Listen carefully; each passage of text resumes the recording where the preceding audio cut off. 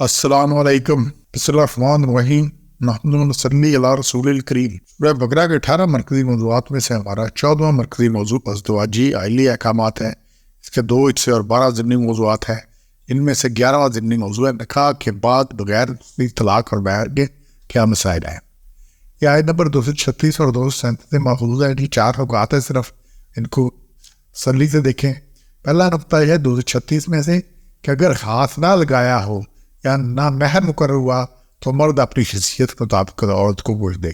اچھا، یہ کیس ہوتا ہے کہ نکاح ہو گیا، رخصتی نہیں ہوئی، نکاح ہو گیا، رخصتی نہیں ہوئی، اور پھر کوئی مسئلہ ہو گیا اور پھر طلاق کی نوبت آ گئی ہے، یہ سارا کچھ ہو گیا۔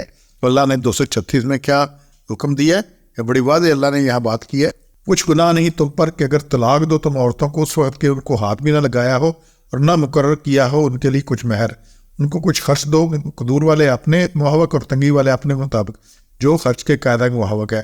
یہ لازم ہے نیکی کرنے والوں پر، محسنین کے لیے یہ لازم ہے۔ تو اگر یہ رخصتی نہیں ہوئی، رخصتی ہوگی تو پھر تو ہاتھ لگا کیا مسئلہ ہے، لیکن یہ کہ نہیں تو پھر اور مہر بھی مقرر نہیں ہے۔ دوسرا ہے 237 میں سے 3 نکات ہیں۔ اگر ہاتھ نہیں لگایا مگر مہر مقرر ہو چکا تھا تو آدھا مہر ادا کرو۔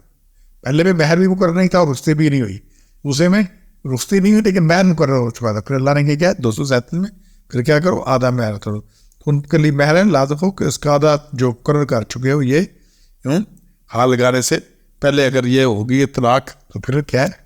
اچھا، تیسرا نقطہ ہے عورت یا اس کے ولی کی طرف سے فیاضی ہے کہ آدھا مہر معاف کر دے۔ اب اس دونوں کو اللہ نے ترغیب دی ہے۔ مرد کے لیے کیا ہے کہ جو مہر مقرر ہو چکا ہے وہ آدھا دے، اور عورت یا اس کے ولی کی طرف سے وہ آدھا معاف کر دے۔ کہ رخصتی نہیں ہوئی تو کیا سلسلہ ہے، یہ دونوں کو ترغیب دی اللہ نے۔ اس کے لیے آسان طریقہ اور یہاں اللہ نے کیا کہ کیا کرو، اس سے پچھلی آ رہا ہے اللہ المحسنین، احسان کرنے والوں کے لیے، نیکی کے لیے۔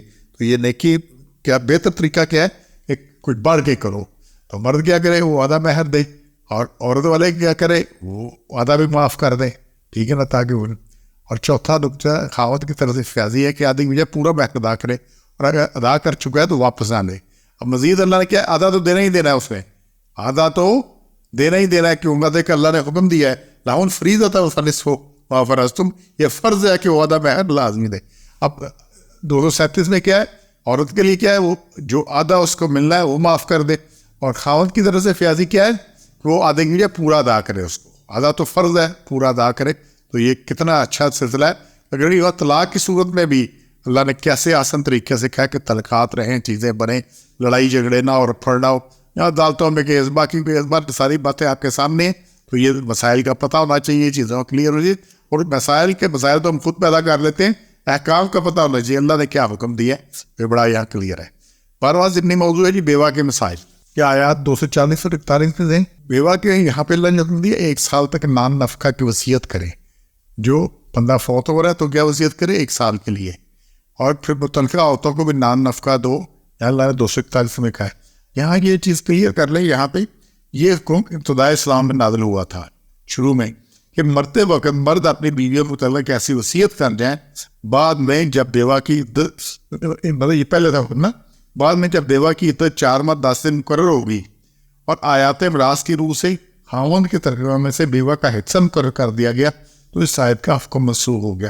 اب وہ وصیت نہیں کر سکتے، کیونکہ اس میں اب قانون کیا ہے، وارث کے حق میں وصیت نہیں ہے۔ تو چونکہ بیوہ کا اللہ نے سورہ نساء میں جو حصے مقرر کیے ہیں وہ اس میں سے اس کا حصہ مقرر کر دیا گیا ہے، تو اب وصیت نہیں ہوگی، اور وصیت کی کوئی اس میں حیثیت نہیں ہے، ٹھیک ہے نا۔ جو یہاں پہ دیکھیں، یہ جو میں پڑھا سارا کچھ جو یہاں پہ آیا ہے ازدواجی عائلی احکامات، نکاح کا، طلاق کا، عدت کا، رضاعت کے متعلق احکام دینے کے بعد اللہ تعالیٰ نے فرماتے ہیں یہ احکام وضاحت سے بیان کر دیے گئے ہیں، لہٰذا انہیں اچھی طرح سمجھ کر ان پر مکمل عمل کرو، اور اپنے کے لیے گنجائشیں نکالنے کی کوشش نہ کرو، بالکل گنجائش نہیں نکالنی۔ سورہ آل عمران کی آیت 7 میں اللہ نے کہا کہ کتاب کے اندر بہت محکم آیات ہیں جن کے مطالب بالکل واضح ہیں، اور یہی اصل کتاب ہے، یہی اصل کتاب ہے۔